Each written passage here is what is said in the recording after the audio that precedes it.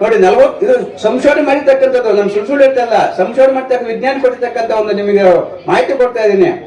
40% ನಾವು ಬ್ರೈನ್ ಶಕ್ತಿಯನ್ನ ನಾವು ಹಿಂದೆ ಆಗೋಗಿರ್ತಕ್ಕಂಥ ಘಟನೆಗಳ ಬಗ್ಗೆ ಯೋಚನೆ ಮಾಡುತ್ತಾ 40% ಶಕ್ತಿಯನ್ನ ನಾವು ನಷ್ಟ ಮಾಡ್ತಾ ಇದ್ದೇವೆ ನಾವು.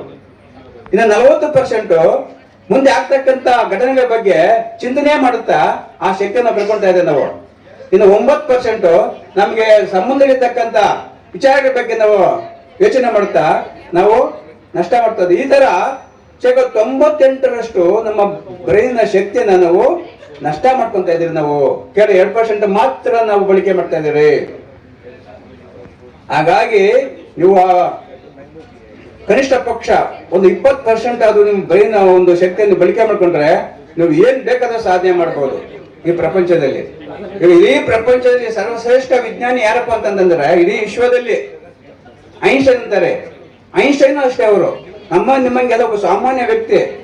ಆದರೆ ಅವರು ಸಮಯ ಪ್ರಜ್ಞೆಯಿಂದ ಮತ್ತೆ ಟೈಮ್ ಮ್ಯಾನೇಜ್ಮೆಂಟ್ ಇಂದ ತನ್ನ ಒಂದು ಬ್ರೈನ್ ಶಕ್ತಿಯನ್ನು ಬಳಕೆ ಮಾಡ್ಕೊಳ್ಳೋದ್ರಿಂದ ಅವರು ಸರ್ವಶ್ರೇಷ್ಠ ವಿಜ್ಞಾನಿ ಆದರು ಅವರು. ಅದರ ಯಾರೇ ಆಗಲಿ ಈ ಪ್ರಪಂಚದಲ್ಲಿ ಎಲ್ಲರೂ ಸಮಾನರು, ಯಾರು ದಡ್ಡರಲ್ಲ, ಯಾರು ಬುದ್ಧಿವಂತರಲ್ಲ.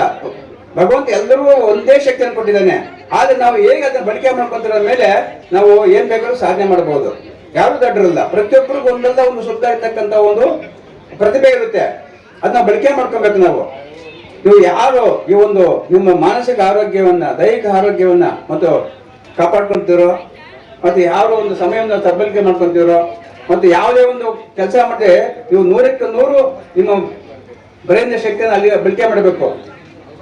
ಕನಿಷ್ಠ 20% ಅವ್ರು ಏನ್ ಬೇಕಾದ್ರೂ ಸಾಧನೆ ಮಾಡ್ಬೋದು. ಮತ್ತೆ ಇನ್ನೊಂದು ಅದನ್ನ ನಿಮ್ಗೆ ಇದಿರ್ಬೇಕು, ದೃಢ ಸಂಕಲ್ಪ ಇರ್ಬೇಕು ಎಂದು ಸಂಪನ್ನ ಮಾಡ್ಬೇಕಾದ್ರೆ. ಇದು 3ನೇ ಒಂದು ಅಂಶ, ಬಹಳ ಮುಖ್ಯ ಇರ್ತಕ್ಕಂಥ ಅಂಶ. ನೋಡಿ, ಅಥೆನ್ಸ್ ನಗರದಲ್ಲಿ ಒಂದು ಸಲ ಒಂದು ಚಿಕ್ಕ ಮಗು ರೋಡಲ್ಲಿ ಹೋಗ್ತಾ ಇರ್ತಾನೆ, 5 ವರ್ಷದ ಮಗು. ಅಲ್ಲಿ ಒಂದು ದೊಡ್ಡ ಕ್ಯೂ ಇರುತ್ತೆ. ಅವಾಗ ಮಗು ಕೇಳ್ತಾನೆ, ಏನಪ್ಪ ಇದು ಅಂತ. ಇಲ್ಲ, ಇಲ್ಲಿ ಒಬ್ಬ ಸ್ವಾಮೀಜಿ ಇದ್ದಾರೆ, ಆ ಸ್ವಾಮೀಜಿ ನಮ್ಮ ಭವಿಷ್ಯ ಹೇಳ್ತಾರೆ, ಅದಕ್ಕೆ ನಾವು ನಿಂತಿದ್ದಂತಾನೆ. ಹೌದು ಅಂದ್ಬಿಟ್ಟು ಅವನು ಕೊನೆಯಾಗಿ ನಿಂತ್ಕೊಳ್ತಾನೆ ಆ ಒಂದು ಕ್ಯೂನಲ್ಲಿ, ಸಾಲಲ್ಲಿ. ಸೊ ಆ ಸ್ವಾಮೀಜಿ ಎಲ್ಲ ಕೈ ನೋಡ್ಕೊಂಡು ಹೋಗ್ತಾನೆ. ಕೊನೆಯದಾಗಿ ಒಂದು ಪುಟ್ಟ ಕೈ ಬರ್ತದೆ. ಅವ್ನಿಗೆ ಆಶ್ಚರ್ಯ ಆಗುತ್ತೆ, ತಲೆ ತೋರ್ತಾರೆ. ಏನಪ್ಪ 5 ವರ್ಷದ ಮಗು, ಮಗು ನೀನು ಇನ್ನೂ ದೊಡ್ಡನಾಗಿಲ್ಲಪ್ಪ, ನಿನಗಿನ್ನೂ ಸರಿಯಾಗಿ ರೇಖೆಗಳು ಸರಿಯಾಗಿ ನಿಮಗೆ ಬೆಳವಣಿಗೆ ಆಗಿಲ್ಲ, ಈಗ ನಿಂಗೆ ಕೈ ತೋರಿಸ್ಬೇಡ, ನೀನು ದೊಡ್ಡದಾದ್ಮೇಲೆ ಬಾ ಅಂತ ಹೇಳ್ತಾನೆ. ಇಲ್ಲ ನಂಗೆ ಈಗಲೇ ಹೇಳ್ಬೇಕಂತಾನೆ ಅವನು. ಆಯ್ತು ಅಂದ್ಬಿಟ್ಟು ಕೈ ನೋಡ್ತಾನೆ. ಅವನಿಗೆ ಪರಮಾಶ್ಚರ್ಯ ಆಗುತ್ತೆ, ಗಾಬರಿ ಆಗ್ತಾನೆ. ಓ ಮಗು, ನೀನು ತುಂಬಾ ಅದ್ಭುತವಾಗಿರ್ತಕ್ಕಂಥ ಮಗು, ನಿನಗೆ ಒಂದು ಅರ್ಧ ರೇಖೆ ಮಾತ್ರ ಇದಾಗಿದೆ, ಇನ್ನು ಫುಲ್ ನೀವು ಸಂಪೂರ್ಣ ರೇಖೆನ ಸಂಪೂರ್ಣ ಬೆಳವಣಿಗೆ ಆದ್ರೆ ನೀನು ಈ ಪ್ರಪಂಚದ ಚಕ್ರವರ್ತಿ ಆಗ್ತದೆ ಅಂತ ಹೇಳ್ತಾನೆ ಅವನು. ಹೌದಂದ್ಬಿಟ್ಟು ತಕ್ಷಣ ಅಲ್ಲಿ ಒಂದು ಚಾಕು ತಗೊಂಡು ಕಚ್ ಅಂತ ಅವನು ಪೂರ್ಣ ಒಂದು ರೇಖೆಯನ್ನ ಪೂರ್ಣ ಮಾಡ್ಕೊಂತಾನೆ.